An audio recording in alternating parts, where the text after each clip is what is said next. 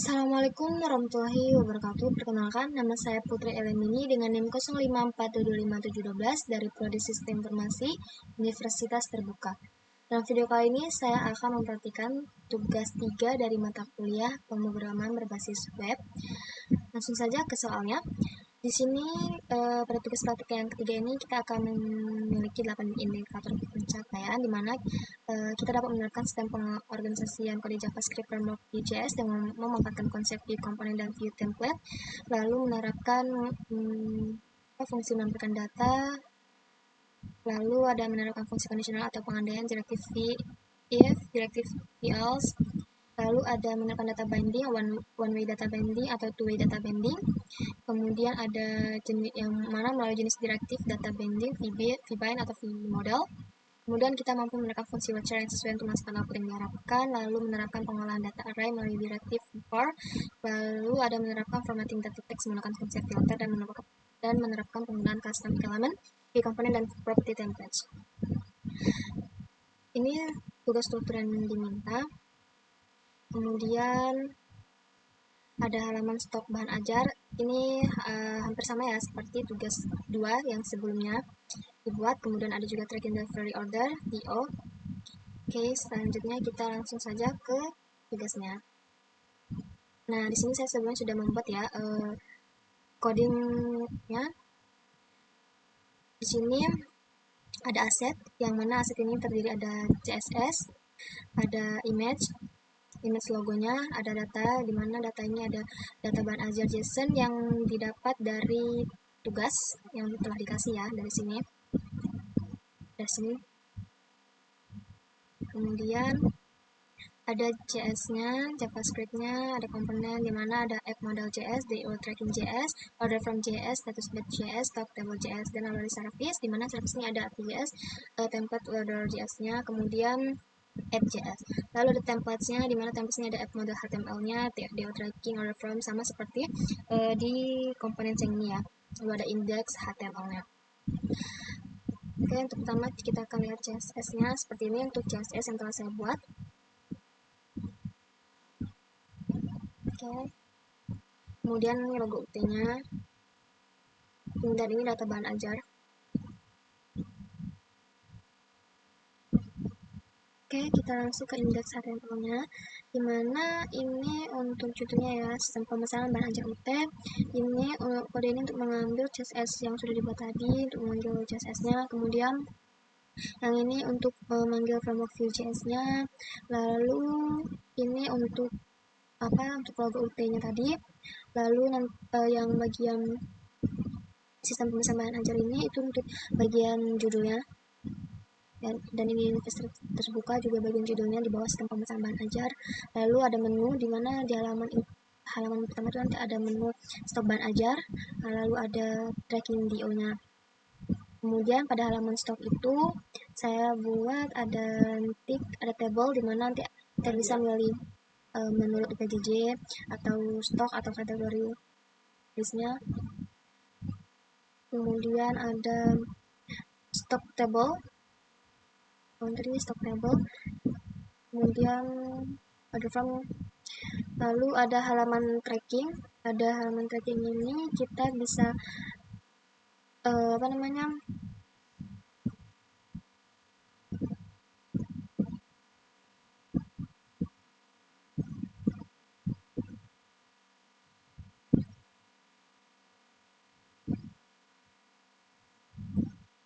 Oke, pada di tracking ini, halaman tracking ini itu untuk menampilkan ya data delivery ordernya, dimana di situ kita nanti bisa mencari berdasarkan nomor DO ini, lalu bisa melihat data pengirimannya. Adapun di situ juga saya membuat timeline perjalanan paketnya dengan data itu dengan data dikirim menggunakan props. Lalu ada service API.js ini digunakan untuk ambil data dari file JSON menggunakan fetch, dimana fungsinya itu untuk membaca data bahan ajarnya, data paketnya, lalu data trackingnya. Lalu service template order JS ini itu untuk mengambil file template HTML dari foldernya, misalnya template yang bagian template yang ini. Kemudian template-nya tuh kayak stok table HTML atau order form HTML seperti itu. Kemudian ada beberapa komponennya. Di sini tuh untuk memanggil seluruh view komponen yang saya gunakan pada aplikasinya, dimana yang status batch ini untuk menampilkan status aman atau menipis atau kosong pada produknya. Lalu stok table ini untuk menampilkan menampilkan data stoknya pada table stock. Lalu order form ini untuk form tambah datanya, di tracking di sini untuk tracking delivery ordernya, lalu app modal ini untuk modal edit atau konfirmasi nanti. Lalu ada ini root view ini untuk dimana file itu kayak pusat aplikasinya gitu, yang mana dia tuh tugasnya seperti kayak membuat instance view-nya atau menyimpan data utamanya gitu. Dia kayak mengatur komponen-komponennya, mengatur status aplikasinya seperti itu. Selanjutnya kita akan lihat modalnya seperti ini saya buat, trackingnya seperti ini. Nanti di situ ada form tambah DO-nya, kita akan bisa menambah DO baru jika ada delivery order barunya. Lalu dimana situ kita akan memilih ekspedisinya, memilih paket bahan ajarnya. Kemudian ada detail paket. Ini untuk detail paket yang udah tertera ya. Dimana nanti ada kode paketnya, nama paketnya, isi paket, dan total harganya. Kemudian nanti untuk di situ di bagian di aplikasi itu juga bisa ada pencarian delivery ordernya seperti ini untuk bagian DO tracking HTML-nya. Nah, seperti yang saya katakan tadi, di sini saya juga membuat tambahan pengiriman. Kemudian ada order from seperti ini. Ini untuk tambah bahan ajar ya. Kemudian ada status page ini. Kemudian ada stock table seperti ini. Ini untuk informasi bahan ajar utama. Dimana di situ ada kode, judul, kategori, UPWJJ, rak, harga, quantity, safety, status, dan aksi sesuai dengan tugas yang diminta. Ini ya, yang minta di sini.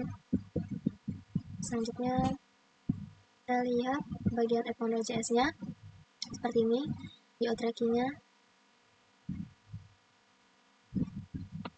Nah, seperti ini ada view komponen, DO tracking, ada completed-nya, ada method,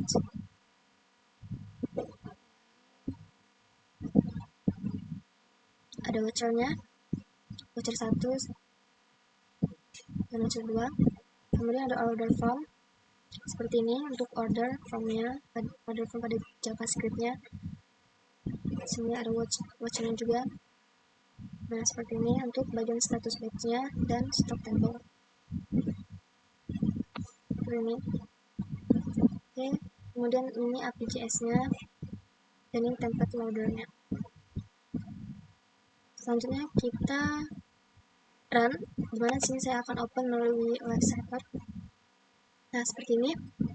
Ada stok bahan aja, tracking DO. Dibuat informasi bahan ajar UT, kita bisa memilih ya. Di sini kan untuk semua UPBJJ kita bisa memilih Jakarta atau Surabaya. Nah, seperti ini Makassar, Padang, sesuai dengan tugas yang diminta, di mana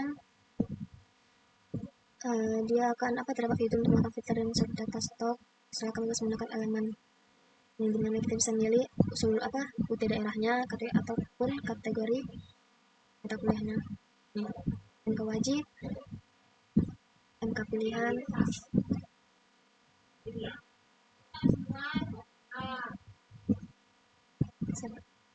sorry semua BJJ Jakarta. Lalu kita pilih MK wajib atau MK pilihan, kemudian atau Makassar. Wajibnya tidak ada karena di data tidak ada ya. Kita bisa sort data menurut judulnya atau stoknya, lalu kita bisa reset ke awal.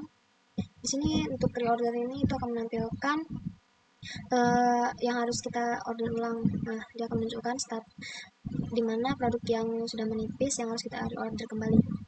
Oke, di sini juga kita bisa ada edit dan hapus. seperti ini. Nah, oke. Kemudian kita ada tambah bahan ajar, misalnya kode mata kuliahnya, kategori wajib, lokasi tempat. Ini untuk safety shocknya, judulnya BPJJ Jakarta, jumlah stok 30, harga 30.000. Simpan datanya. Oke, data masih disimpan. Nah, seperti ini ya. Oke, selanjutnya itu dimana pada tugas ini kita diminta menggunakan fitur pencarian berdasarkan nomor DO dan NIM untuk kan fitur menambahkan input dari order yang baru. Ini sama ya seperti tugas 2 sebelumnya. Langsung saja ke halamannya, kita masukkan NIM. Ini yang sudah ada pada data JSON sebelumnya. Kita akan contohkan. Kita pilih ekspedisi, gen irregular, pilih paket ajar.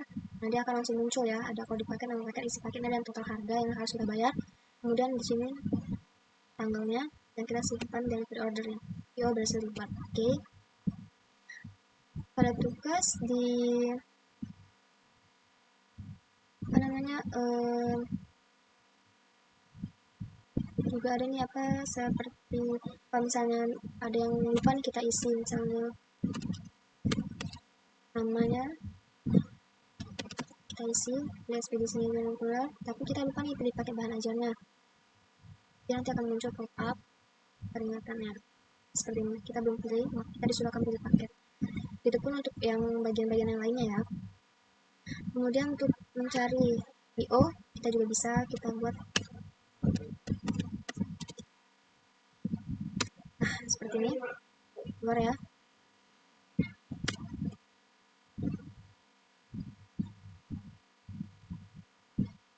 Oke, kita juga bisa lihat tanggalnya. Nah, detail trackingnya ada nomor DO 202501, nama, NIM, ekspedisi, dan total. Ini adalah untuk timeline pengiriman. Jadi kita juga bisa menambahkan progres pengiriman. Misalnya ini sudah tiba di lokasi tujuan. Nah, dia akan buat otomatis ya. Dia akan muncul langsung pada timeline pengirimannya.